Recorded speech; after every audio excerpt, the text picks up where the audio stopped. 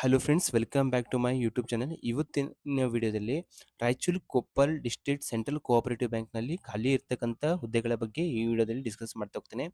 ಈ ಹುದ್ದೆಗಳು ಎಷ್ಟು ಹುದ್ದೆಗಳು ಖಾಲಿ ಇದ್ದಾವೆ, ಯಾವೊಂದು ರೀಜನಲ್ಲಿ ಎಷ್ಟೆಷ್ಟು ಹುದ್ದೆಗಳು ಖಾಲಿ ಇದ್ದಾವೆ, ಯಾವೊಂದು ಲಾಸ್ಟ್ ಡೇಟ್ನ ಒಳಗಡೆ ನೀವು ಆನ್ಲೈನ್ ಅಪ್ಲೈ ಮಾಡ್ಬೋದು, ಮತ್ತು ಹೇಗೆ ಆನ್ಲೈನ್ ಅಪ್ಲೈ ಮಾಡೋದು ಅಂತ ಈ ವಿಡಿಯೋದಲ್ಲಿ ಹೇಳ್ಕೊಡ್ತಾ ಹೋಗ್ತೇನೆ.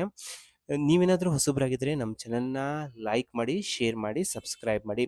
ಇಲ್ಲಿ Raichur Koppal district central cooperative ಬ್ಯಾಂಕಲ್ಲಿ ಯಾವೆಲ್ಲ ಹುದ್ದೆಗಳು ಖಾಲಿ ಇದಾವೆ ಅಂತ ಬಂದರೆ, ಇಲ್ಲಿ ಟೋಟಲ್ ಬ್ರಾಂಚ್ ಮ್ಯಾನೇಜರ್ ಹುದ್ದೆಗಳು ಬಂದುಬಿಟ್ಟು ಟೋಟಲ್ 15 ಹುದ್ದೆಗಳು ಖಾಲಿ ಇರ್ತವೆ. ಇಲ್ಲಿ ಡಿಗ್ರಿ ಆಗಿರಬೇಕಾಗತ್ತೆ ಈ ಹುದ್ದೆಗಳಿಗೆ ಬಂದುಬಿಟ್ಟು. ಈ ಒಂದು ಹುದ್ದೆಗಳಿಗೆ ಲಾಸ್ಟ್ ಡೇಟ್ ಬಂದುಬಿಟ್ಟು 21ರಿಂದ ಈ ಅಪ್ಲಿಕೇಶನ್ ಪ್ರಾರಂಭವಾಗಿದೆ. 22/12/2025 ನೀವು ಲಾಸ್ಟ್ ಒಳಗಡೆ ಆನ್ಲೈನ್ ಅಪ್ಲೈನ ಮಾಡಬೇಕಾಗತ್ತೆ. ಅಸಿಸ್ಟೆಂಟ್ ಗ್ರೇಡ್ 1 ಬಂದುಬಿಟ್ಟು 45 ಹುದ್ದೆಗಳ ಖಾಲಿದ್ದಾವೆ. ಡಿಗ್ರಿ ಆಗಿರಬೇಕಾಗತ್ತೆ. ಅದಕ್ಕೆ ಲಾಸ್ಟ್ ಡೇಟ್ನ ಬಂದುಬಿಟ್ಟು 21ರಿಂದ ಪ್ರಾರಂಭ ಆಗಿದೆ. 22/12/2025 ಒಳಗಡೆ ನೀವು ಅಪ್ಲೈ ಮಾಡಬೇಕಾಗತ್ತೆ. ಅಟೆಂಡರ್ ಪೋಸ್ಟ್ಗಳು HK ಮತ್ತು ನಾನ್ HK ರೀಜನ್, ಎರಡೂ ರೀಜನಲ್ಲಿ ಹೇಳ್ತಿರೋದು ನಾನು. ಅಟೆಂಡರ್ ಬಂದುಬಿಟ್ಟು 10 ಹುದ್ದೆಗಳು ಖಾಲಿದ್ದಾವೆ. SSLC ಆಗಿರೋರು ಅಪ್ಲೈ ಮಾಡ್ಬೋದು. 21/11/2025ರಿಂದ 22/12/2025 ನೀವು ಆನ್ಲೈನ್ ಅಪ್ಲೈ ಮಾಡ್ಬೋದು.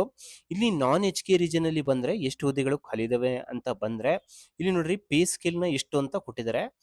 ಇಲ್ಲಿ ಶಾಖಾ ವ್ಯವಸ್ಥಾಪಕರು ಬಂದ್ಬಿಟ್ಟು ಇಲ್ಲಿ ಎಷ್ಟು ಪೇಮೆಂಟ್ ಇದೆ ಅಂತಂದು 4 ಹುದ್ದೆಗಳು ಖಾಲಿ ಇದಾವೆ. ಇಲ್ಲಿ ನಾನ್ HK ರೀಜನ್ನ ಬಗ್ಗೆ ನಾನು ಡಿಸ್ಕಸ್ ಮಾಡ್ತಿರೋದು. ಇಲ್ಲಿ 4 ಹುದ್ದೆಗಳು ನಾನ್ HK ಅಂತ ಬಂದ್ರೆ ಕರ್ನಾಟಕ, ಕಲ್ಯಾಣ ಕರ್ನಾಟಕ ಏನ್ ರೀಜನ್ ಬರುತ್ತಲ್ಲ ಅದನ್ನ ಹೇಳ್ತೀವಿ. ಇಲ್ಲಿ 61,03,300 ಸ್ಟಾರ್ಟಿಂಗ್ ಪೇಮೆಂಟ್ ಇದೆ. ಇಲ್ಲಿ ಸಹಾಯಕ ಗ್ರೇಡ್ ಬಂದ್ಬಿಟ್ಟು ಅಸಿಸ್ಟೆಂಟ್ ಬಂದ್ಬಿಟ್ಟು ಇಲ್ಲಿ 11 ಹುದ್ದೆಗಳು ಖಾಲಿ ಇದಾವೆ.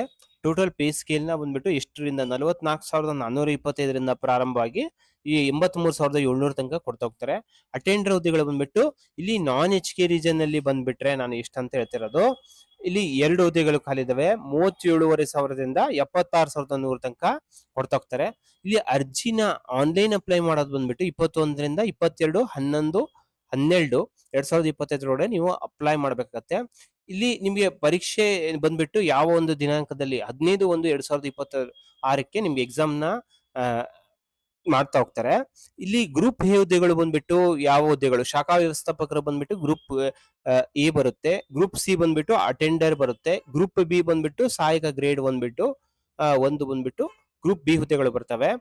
ಇಲ್ಲಿ ನೀವು ಯಾವ ಯಾವ ಕ್ಯಾಟಗರಿಗೆ ಎಷ್ಟೆಷ್ಟು ಹುದ್ದೆಗಳು ಖಾಲಿ ಇದಾವೆ ಅಂತ ಇಲ್ಲಿ ನೋಡಬಹುದು ನೀವು. ಇದು ನಾನ್ HK ರೀಜನ್ ಇಂದು ಮಾತ್ರ. ಇಲ್ಲಿ ಗ್ರೂಪ್ ಸಿ ಹುದ್ದೆಗಳು ಎಷ್ಟು ಖಾಲಿ ಇದಾವೆ ಅಂತ ನೀವು ನೋಡಬಹುದು. ಗ್ರೂಪ್ ಬಿ ಹುದ್ದೆಗಳು ಎಷ್ಟು ಖಾಲಿ ಇದಾವೆ ಅಂತ ಇಲ್ಲಿ ನೋಡಬಹುದು. ನೀವು ಆಯ್ಕೆ ವಿಧಾನ ಬಂದ್ಬಿಟ್ಟು ಲಿಖಿತ ಪರೀಕ್ಷೆ ಮುಖಾಂತರ ಶಾಖಾ ವ್ಯವಸ್ಥಾಪಕರಿರ್ಲಿ ಮತ್ತೆ ಸಹಾಯ ಗ್ರೇಡ್ 1 ಬಂದ್ಬಿಟ್ಟು ಮತ್ತೆ ಅಟೆಂಡರ್ ಹುದ್ದೆಗಳಿಗೆ ಎಲ್ಲ ನೀವು ಏನಂತಂದ್ರೆ ಲಿಖಿತ ಪರೀಕ್ಷೆ ಮುಖಾಂತರ ಸೆಲೆಕ್ಟ್ ಮಾಡ್ತಾ ಹೋಗ್ತಾರೆ. ಇಲ್ಲಿ ಕನ್ನಡ ಭಾಷೆಗೆ ಬಂದ್ಬಿಟ್ಟು ಇಲ್ಲಿ ನೋಡ್ರಿ ಶಾಖಾ ವ್ಯವಸ್ಥಾಪಕರು ಮತ್ತು ಸಹಾಯಕರ ಗ್ರೇಡ್ 1 ಎರಡೇ ಹುದ್ದೆಗಳಿಗೆ ಬಂದ್ಬಿಟ್ಟು 200 ಮಾರ್ಕ್ಸ್ಗೆ ನಿಮ್ಗೆ ಎಕ್ಸಾಮ್ ಮಾಡ್ತಾ ಹೋಗ್ತಾರೆ. ಕನ್ನಡ ಭಾಷೆ ಬಗ್ಗೆ 50 ಮಾರ್ಕ್ಸ್, ಸಾಮಾನ್ಯ ಇಂಗ್ಲಿಷ್ ಬಂದ್ಬಿಟ್ಟು 25, ಸಾಮಾನ್ಯ ಜ್ಞಾನ ಬಂದ್ಬಿಟ್ಟು 25, ಸಹಕಾರಿ ವಿಷಯಗಳು ಬಂದ್ರೆ 50, ಭಾರತ ಸಂವಿಧಾನದ ಬಗ್ಗೆ 25, ಬ್ಯಾಂಕ್ ನ ಬಂದ್ಬಿಟ್ಟು 25 ಮಾರ್ಕ್ಸಿಗೆ ಅಪ್ಲೈ ಮಾಡ್ಬೋದು ನೀವು. ಇಲ್ಲಿ ಲಿಖಿತ ಪರೀಕ್ಷೆ ಮುಖಾಂತರ ನೀವು ಮೆರಿಟ್ ಲಿಸ್ಟ್ ಪ್ರಕಾರ ನಿಮಗೆ ಸೆಲೆಕ್ಟ್ ಮಾಡ್ತಾ ಹೋಗ್ತಾರೆ. ಇಲ್ಲಿ ಅಟೆಂಡರ್ ಹುದ್ದೆಗಳಿಗೆ ಬಂದ್ಬಿಟ್ರೆ ಕನ್ನಡ ಭಾಷೆಗೆ 50 ಮಾರ್ಕ್ಸ್ ಕ್ವಶನ್ಸ್ ಇರುತ್ತೆ. ಸಾಮಾನ್ಯ ಜ್ಞಾನ ಬಂದ್ಬಿಟ್ಟು 50 ಮಾರ್ಕ್ಸಿಗೆ, ಟೋಟಲ್ ಬಂದ್ಬಿಟ್ಟು 100 ಮಾರ್ಕ್ಸ್ ಇರುತ್ತೆ. ನಿಮ್ಗೆ ಅಟೆಂಡರ್ ಬಂದ್ಬಿಟ್ಟು ಅಷ್ಟೇ, ನೀವು ಮೆರಿಟ್ ಲಿಸ್ಟ್ ಪ್ರಕಾರ ನಿಮ್ಗೆ ಸೆಲೆಕ್ಟ್ ಮಾಡ್ತಾ ಹೋಗ್ತಾರೆ. ಇಲ್ಲಿ ಅರ್ಜಿ ಶುಲ್ಕ ಬಂದ್ಬಿಟ್ಟು ಪರಿಶಿಷ್ಟ ಜಾತಿ ಪರಿಶಿಷ್ಟ ಪಂಗಡದವರಿಗೆ ಎಷ್ಟೆಷ್ಟು ಫೀಸ್ ಇದೆ ಅಂತಂದು, ಸಹಾಯಕ ವ್ಯವಸ್ಥಾಪಕರು ಗ್ರೇಡ್ 1 ಬಂದ್ಬಿಟ್ಟು 800 ರೂಪಾಯಿ ಇದೆ. ಸಹಾಯಕರ ಗ್ರೇಡ್ 1 ಬಂದ್ಬಿಟ್ಟು 800 ರೂಪಾಯಿ ಇದೆ. ಅಟೆಂಡರ್ ಬಂದ್ಬಿಟ್ರೆ 500 ರೂಪಾಯಿ ಇದೆ. ಇಲ್ಲಿ ನೋಡ್ರಿ ಪರಿಶಿಷ್ಟ ಜಾತಿ ಪರಿಶಿಷ್ಟ ಪಂಗಡ ಇವರಿಗೆಲ್ಲ ಬಂದ್ಬಿಟ್ಟು SC ST ಏನು ಮಾಜಿ ಸೈನಿಕರಿಗೆ ಪ್ರವರ್ಗ ಮತ್ತೆ PWD ಕ್ಯಾಂಡಿಡೇಟ್ಸ್ ಬಂದ್ಬಿಟ್ಟು 800 ರೂಪಾಯಿ 500 ರೂಪಾಯಿ ಇದೆ. ಅದೇ ತರ ಜನರಲ್ ಕ್ಯಾಟಗರಿ ಬಂದ್ಬಿಟ್ರೆ 1600 ರೂಪಾಯಿ ಫೀಸ್ ಇದೆ. ಸಹಾಯಕರ ಗ್ರೇಡ್ 1 ಬಂದ್ಬಿಟ್ಟು 1600 ರೂಪಾಯಿ ಇದೆ. ಅಟೆಂಡರ್ ಬಂದ್ಬಿಟ್ರೆ 1000 ರೂಪಾಯಿ ಫೀಸ್ ಇದೆ. ಇಲ್ಲಿ ಏಜ್ ನ ಬಂದ್ಬಿಟ್ರೆ ನಿಮಗೆ ಪರಿಶಿಷ್ಟ ಜಾತಿ ಬಂದ್ಬಿಟ್ಟು ಪರಿಶಿಷ್ಟ ಪಂಗಡ ಬಂದ್ಬಿಟ್ಟು 18ರಿಂದ 40 ವರ್ಷದೊಳಗಡೆ ನೀವು ಅಪ್ಲೈ ಮಾಡ್ಬೇಕತ್ತೆ. 3 ವರ್ಷ ಏಜ್ ರಿಲ್ಯಾಕ್ಸೇಷನ್, ಟೋಟಲ್ ಬಂದ್ಬಿಟ್ಟು 40 ವರ್ಷ 3 ವರ್ಷ ತನಕ ಅಪ್ಲೈ ಮಾಡಬಹುದು. ಪ್ರವರ್ಗ 2A 2B 3A 3B ಬಂದ್ಬಿಟ್ಟು 18 ವರ್ಷದಿಂದ 38 ವರ್ಷ, ನಿಮಗೆ ಟೋಟಲ್ ಬಂದ್ಬಿಟ್ಟು 41 ವರ್ಷ, 3 ವರ್ಷ ಏಜ್ ರಿಲ್ಯಾಕ್ಸೇಷನ್ 41 ವರ್ಷ ತನಕ. ಜನರಲ್ ಕ್ಯಾಟಗರಿ ಬಂದ್ಬಿಟ್ಟು 38 ವರ್ಷ ತನಕ ಅಪ್ಲೈ ಮಾಡಬಹುದು. ಇಲ್ಲಿ ಮಾಜಿ ಸೈನಿಕರಿಗೆ, NCC ಕ್ಯಾಡೆಟ್ಸ್ ಗಳಿಗೆ, ವಿಧವೆಯರಿಗೆ ಎಲ್ಲ ಏನಂತಂದ್ರೆ 10 ವರ್ಷ ಏಜ್ ರಿಲ್ಯಾಕ್ಸೇಷನ್ ಇರುತ್ತೆ. ಇಲ್ಲಿ ಶಾಖಾ ವ್ಯವಸ್ಥಾಪಕರಿಗೆ ಬಂದ್ಬಿಟ್ರೆ ನಾನು ಹೇಳ್ದಂಗೆ ಡಿಗ್ರಿ ಆಗಿರ್ಬೇಕಾಗತ್ತೆ, ಯಾವುದೇ ಒಂದು ಯೂನಿವರ್ಸಿಟಿಯಿಂದ ಕಂಪ್ಯೂಟರ್ ಜ್ಞಾನ ಇರಬೇಕಾಗತ್ತೆ, ಕನ್ನಡ ಓದ್ಲಿಕ್ಕೆ ಬರೀಲಿಕ್ಕೆ ಮತ್ತೆ ಮಾತಾಡ್ಲಿಕ್ಕೆ ಬರ್ತಿರ್ಬೇಕಾಗತ್ತೆ. ಸಹಾಯಕ ಗ್ರೇಡ್ 1 ಬಂದ್ಬಿಟ್ಟು ಅದನ್ನು ಡಿಗ್ರಿ ಆಗಿರ್ಬೇಕಾಗತ್ತೆ, ಕಂಪ್ಯೂಟರ್ ಜ್ಞಾನವನ್ನು ಹೊಂದಿರಬೇಕಾಗತ್ತೆ, ಕನ್ನಡ ಓದ್ಲಿಕ್ಕೆ ಬರ್ಲಿಕ್ಕೆ ಮತ್ತೆ ಸ್ವಚ್ಛವಾಗಿ ಮಾತಾಡ್ಲಿಕ್ಕೆ ಬರ್ಬೇಕಾಗತ್ತೆ. ಅಟೆಂಡರ್ ಬಂದ್ಬಿಟ್ರೆ SSLC ಪಾಸ್ ಆಗಿರ್ಬೇಕು, ಕನ್ನಡವನ್ನು ಒಂದು ಭಾಷೆಗೆ ಓದಿರ್ಬೇಕು, ಕನ್ನಡ ಭಾಷೆನ ಓದಿರ್ಬೇಕಾಗತ್ತೆ. ಇಲ್ಲಿ ನೀವು ಏನಂತಂದ್ರೆ ಎಲ್ಲ ನೋಡ್ಕೋಬಹುದು, ಇವೆಲ್ಲ ಈ ಸಾಮಾನ್ಯ ಸೂಚನೆಗಳು ಏನು ಅಂತಂದು, ಇವೆಲ್ಲ ಇನ್ನು ಏನಂತಂದ್ರೆ ಏನೇನು ಅರ್ಹತೆಗಳಿಗೆ ಅನರ್ಹತೆಗೆ ಏನು, ಅರ್ಹತೆಗಳಿಗೆ ಏನು ಅಂತಂದು ಇವೆಲ್ಲ ಇಲ್ಲಿ ಡೀಟೇಲ್ ಆಗಿದೆ. ಇದೇ ತರ ಬಂದ್ಬಿಟ್ರೆ ನಾನು ನಾನ್ ಎಚ್ ಕೆ ಬಗ್ಗೆ ಮಾತಾಡಿದೆ. ಎಚ್ ಕೆ ರೀಜನ್ ಅಲ್ಲಿ ಬಂದ್ಬಿಟ್ರೆ ಎಷ್ಟು ಹುದ್ದೆಗಳು ಖಾಲಿದಾವೆ ಅಂತ ಬಂದ್ರೆ, ಇಲ್ಲಿ ಎಚ್ ಕೆ ಅಲ್ಲಿ ಬಂದ್ಬಿಟ್ರೆ 11 ಹುದ್ದೆಗಳು ಖಾಲಿ ಇದಾವೆ. ಸಹಾಯಕ ಗ್ರೇಡ್ 1 ಬಂದ್ಬಿಟ್ಟು 34, ಅಟೆಂಡರ್ ಬಂದ್ಬಿಟ್ಟು 8. ಇಲ್ಲೂ ಅಷ್ಟೇ ಸೇಮ್ ನ ಆನ್ಲೈನ್ ಅಪ್ಲಿಕೇಶನ್ ಹಾಕೋ ಡೇಟ್ ಬಂದ್ಬಿಟ್ಟು ಸೇಮ್ ಇರ್ತಾ ಹೋಗುತ್ತೆ. ಇಲ್ಲಿ ನೀವು ಏನಂತಂದ್ರೆ ಗ್ರೂಪ್ ಎ ಬಂದ್ಬಿಟ್ಟು ಯಾವುದೇ, ಗ್ರೂಪ್ ಸಿ ಬಂದ್ಬಿಟ್ಟು, ಗ್ರೂಪ್ ಬಿ ಬಂದ್ಬಿಟ್ಟು ಇಲ್ಲಿ ಕ್ಯಾಟಗರಿ ವೈಸ್ ಎಷ್ಟೆಷ್ಟು ಪೋಸ್ಟ್ಗಳು ಖಾಲಿದಾವೆ ಅಂತ ನೀವು ನೋಡಬಹುದು. ಈ SC ಆದ್ರೆ, ಜನರಲ್ ಆದ್ರೆ ಎಷ್ಟೆಷ್ಟು ಹುದ್ದೆಗಳು ಖಾಲಿದಾವೆ ಅಂತ ನೀವು ನೋಡಬಹುದು. ಇಲ್ಲಿ ಬಂದ್ಬಿಟ್ಟು ನಾನು ಹೇಳ್ದಂಗೆ 200 ಮಾರ್ಕ್ಸ್ಗಳ ಲಿಖಿತ ಪರೀಕ್ಷೆ ನಡೆಸ್ತಾ ಹೋಗ್ತಾರೆ. ಅದೇ ತರ ಅಟೆಂಡರ್ ಬಂದ್ಬಿಟ್ರೆ 100 ಸೇಮ್ ಇರುತ್ತೆ ಎಲ್ಲಾ ಕೇಸಲ್ಲೂ.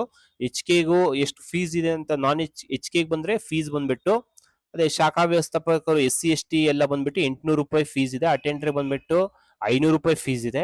ಅದೇ ತರ ಈ ಜನರಲ್ ಬಂದ್ರೆ 1600, ಸಹಾಯಕ ಗ್ರೇಡ್ ಬಂದ್ಬಿಟ್ಟು 600. ಜನರಲ್ ಕ್ಯಾಟಗರಿಗೆ ಬಂದ್ರೆ 1000 ರೂಪಾಯಿ ಫೀಸ್ ಅಟೆಂಡರ್ಗೆ ಇದೆ. ಅದೇ ತರ ಏಜ್ ನೀವು ನೋಡ್ಕೋಬಹುದು, ಅದು ಸೇಮ್ ಇರುತ್ತೆ. ಏಜ್ ಎಲ್ಲ ಬಂದ್ಬಿಟ್ಟು, ಏಜ್ ರಿಲ್ಯಾಕ್ಸೇಷನ್ ಬಂದ್ಬಿಟ್ಟು ಇಲ್ಲೆಲ್ಲ ನೀವೆಲ್ಲ ಡೀಟೇಲ್ಸ್ ನೆಲ್ಲ ಓದ್ಕೋಬಹುದು. ಈಗ ನೀವು ಹೋಮ್ ಪೇಜಿಗೆ ಬಂದ್ರೆ ಇಲ್ಲಿ ಈ ತರ ತೋರಿಸ್ತಾ ಹೋಗುತ್ತೆ. ನೀವು ಯಾವ ಒಂದು ಹುದ್ದೆಗೆ ಅಪ್ಲೈ ಮಾಡ್ತಾ ಹೋಗ್ತೀರಾ, ಸಪೋಸ್ ನೀವು ಬ್ರಾಂಚ್ ಮ್ಯಾನೇಜರ್ಗೆ ಅಪ್ಲೈ ಮಾಡ್ತಾ ಹೋಗ್ತೀರಾ ಅಂತಂದ್ರೆ ಇಲ್ಲಿ ಅಪ್ಲೈ ನೋ ಅಂತ ಕ್ಲಿಕ್ ಮಾಡ್ಬೇಕಾಗತ್ತೆ.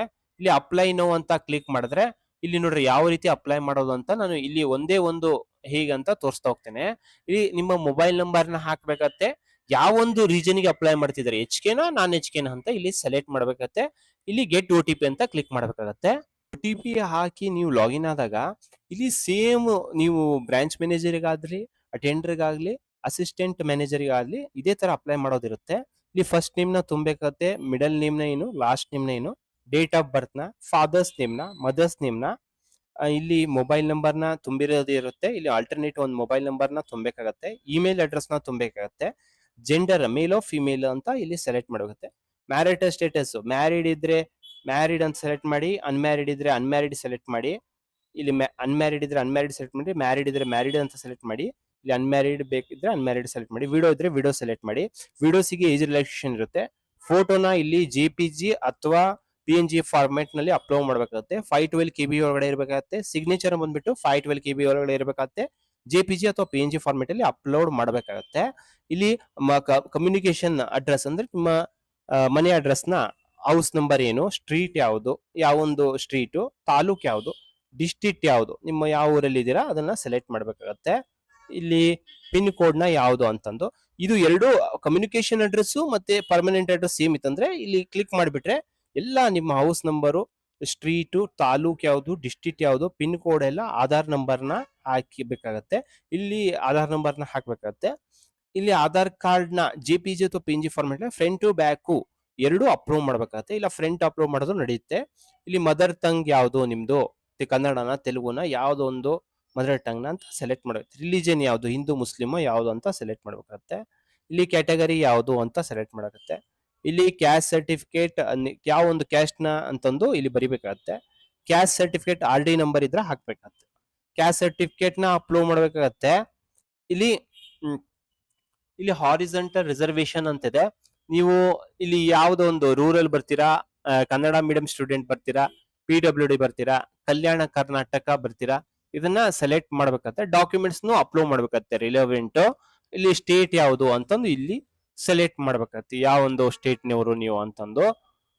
ಇಲ್ಲಿ ನೆಕ್ಸ್ಟ್ ಏನಂತಂದ್ರೆ ನೀವು SSLC ಇಲ್ಲಿ ಏನೇನು ಓದಿದ್ದೀರಾ, SSLC ಕೋರ್ಸ್ ನ ಏನ್ ಓದಿದ್ದೀರಾ, ಕೋರ್ಸ್ ನೇಮ್ ಯಾವುದು ಅಂತಂದು ಇಲ್ಲಿ ಬರಿಬೇಕು. ಸಿಲೆಬಸ್ ಯಾವುದು, CBSE ಸ್ಟೇಟು, CBSE ICSE ಅನ್ನೋದು ಸೆಲೆಕ್ಟ್ ಮಾಡ್ಬೇಕಾಗತ್ತೆ.